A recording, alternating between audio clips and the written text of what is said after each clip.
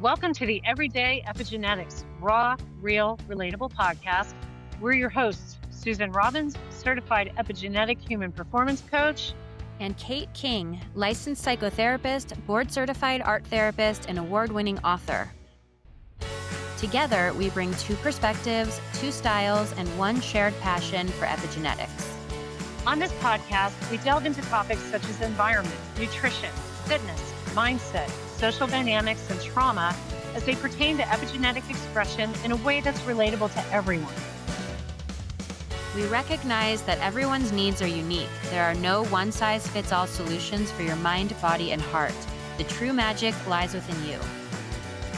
So if you're ready to create a radiant life through epigenetics and reclaim your authentic self, then buckle up. Here we go.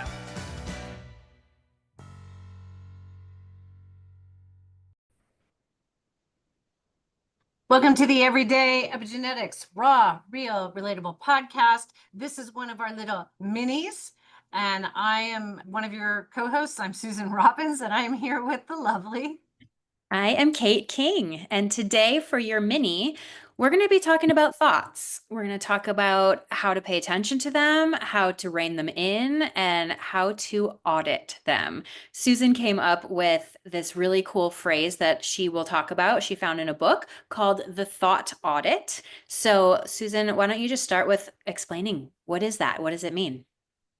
Yeah, I had a pretty tough year and was just looking for something to help give me some guidance. So for me, I ended up turning back to my faith that I had pretty much gotten away from. And I found this book called Winning the War in Your Mind. Well, the title immediately got me. I wasn't looking for something faith-based, but I said, Winning the War in My Mind, because man, my mind is wrecking me. And it's by a man named Craig Groeschel, Groeschel. He is a pastor. And so the book itself is based on Christian principles, but you don't, to use this principle of this thought audit. So he came up with that, not me. You don't have to come from a Christian standpoint. If you do, fabulous book, I highly recommend. What he talks about, and it was in the very first chapter, was because after each chapter, there's a little worksheet to do. And the first one was this thing called a thought audit. And I hope I'm recalling that correctly. And he said, the things that we spend our time thinking about is where we go.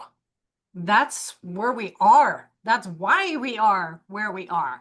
And so he said, just take out a journal, and each day when you catch yourself with thoughts, start writing them down. And look at the end of the day and see where the majority of your thoughts land. Are they, and I'm looking at the little worksheet, are my thoughts tearing me down? Do I think worried thoughts? Does my self-talk cause me to shrink back in fear? These are the types of questions to ask yourself. Are my unhealthy thoughts keeping me from the life I want? And then you could also, like, do I find myself skeptical of others? Do I lean towards imagining, and I know this is going to resonate with a lot of you, worst case scenarios, those what ifs that don't exist, but we start thinking them so much into existence that they start appearing. And then we go, why does this stuff keep happening to me over and over? So when you can start writing this out, and I was on my paddleboard at the pool, I can't remember. And I just got my phone out because I was listening to the audiobook, and I started typing out my thoughts. And I was like amazed and disgusted at my thoughts. And I thought, holy shit, this is why I am where I am. There were a few good ones in there, but the things that were predominant in my day-to-day thinking were not healthy for me and keeping me in a space that I didn't want to be in. And that was such an eye-opener. So I really think just challenge yourself to this. Grab a little journal, a piece of paper, grab your phone. Like I said, I just started typing them in on my iPhone under notes. And you can do it. Like, I had all these thoughts just come flowing into my mind because I knew what I had been thinking. I just never saw it written out. And I think that's the most impactful part of it, is seeing it And I thought, Jesus, somebody would have rushed me to the ER had they read the thoughts with where I was in my head. And that started me on such a different cycle to where I am now. And it really was a catalyst for me. So I'm very grateful for this book. And like I said, I have another client. She's not much into God or religion, but she said, I'm just open to the whole premise of looking at how I'm thinking. And that's The where it can be thought super audit. helpful. Well, and as the psychotherapist in the room, I have to remind you that sorry, there's like this thing flying around my head and my all my plants, all my house plants. I thought you were waving a wand. Something was Waving gonna on. No, there are gnats in my space. As the psychotherapist, I have to remind you that doing the thought audit is not enough. What you have to do next is notice the thoughts as they come in and choose different thoughts. So if you're noticing that you've been leaning towards having really self-depreciating thoughts or negative, or as Brene Brown calls it, dress rehearsing tragedy, which is Yeah. Yeah. my favorite phrase for those critical overthinkers who are terrified of the future and worst case scenario thinking, dress rehearsing tragedy. I do this, my daughter does this, so we work on this together in our household, but replacing it and saying, actually, I don't want to have that thought.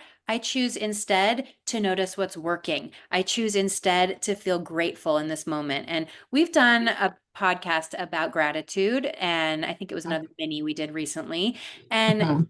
gratitude lists are a great way to work with these thought audits. You notice you're having a negative thought, replace it with something you feel grateful for. And just like any other muscle in your body, the way your brain works and the neural pathways that fire is the more you practice replacing your unhealthy thoughts with positive, healthy ones, it changes and it becomes easier. And you start to notice, oh, I'm dress rehearsing tragedy a lot less. Oh, I'm thinking less critically about myself. And I also think it's really cool.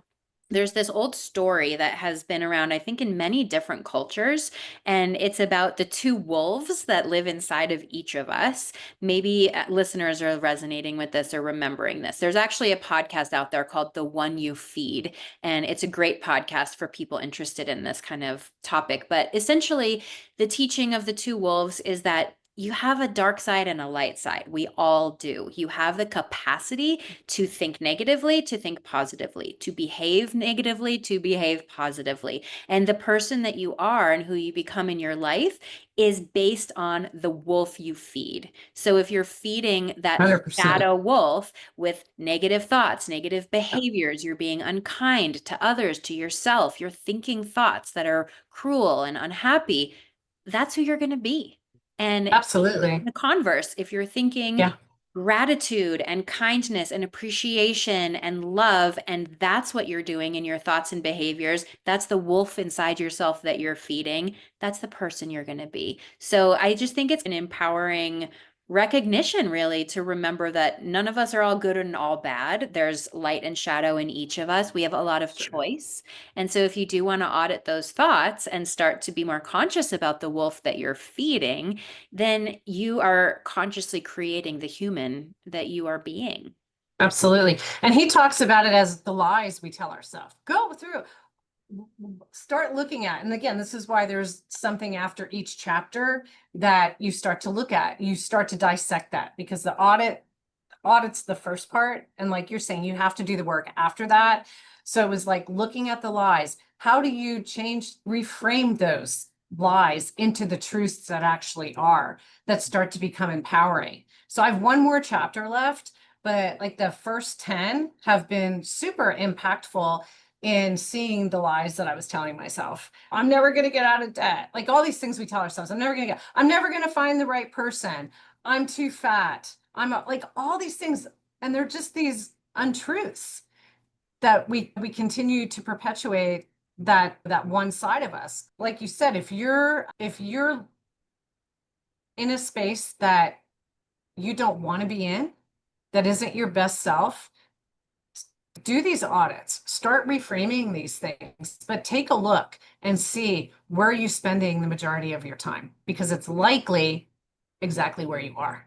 Right. And it's Well, and to take the pressure off, I think people can get really worried about their thoughts too. Like you can get anxious about the anxiety, which is a cycle that a lot of anxious people tend to fall into. You can get depressed about your depression, another cycle people fall into. And it can be really just relieving to realize thoughts are just like clouds in the sky. They're just like waves in the ocean. They come and go. They aren't necessarily true. In fact, a lot of the time, most of the time, they're not true. They're based on circumstances that either don't exist or haven't existed for a long time or may never come to pass. And so, if you're doing the thought audit and you're really being intentional about which wolf inside you want to feed, also be gentle with yourself, because if you notice that you're having unhealthy or negative thoughts, the best thing you can do is just let them pass like clouds in the sky. Try not to attach to them and worry about them, because then you're spiraling more negative thoughts around the negative thought and it is becoming exponentially larger. But instead, if you can meet a negative thought with love, with compassion, with a common humanity, which is a term by Kristen Neff, who studies self-compassion, if you can have self-compassion for your own negative thoughts and just love yourself through this human experience and the way that things come and go through our minds, then the process just becomes a lot more full of grace, and you can much more easily start to choose other healthier, more functional thoughts that will then serve you. So yeah, or for some people like me, it was tuning more into faith. It could be that. For others, they may say universe or something else, a higher power, to give up some of the control we feel like we have to have over everything. yeah. So, all right, that's our mini for today. Hopefully you got some tidbits out of that that'll be useful. So get out there, make it a great day. Thank you for joining us, and be your most authentic selves. Thank you, everybody. Thank you so much for tuning into our podcast. If you enjoyed this week's episode, we'd love for you to share it, leave a review or comment, and subscribe wherever you listen to podcasts. Help us get this information out to everyone who could benefit, and we'll keep bringing you the content you crave. You can also check out our podcast site at everydayepigenetics.co and sign up for our newsletter to stay updated on upcoming episodes. The link is in the show notes. If you're interested in DNA or epigenetic coaching with Susan, or Radiant Life coaching for deep inner work with Kate, our contact info is in the show notes below. Now go and make it a great day and let your most authentic self shine.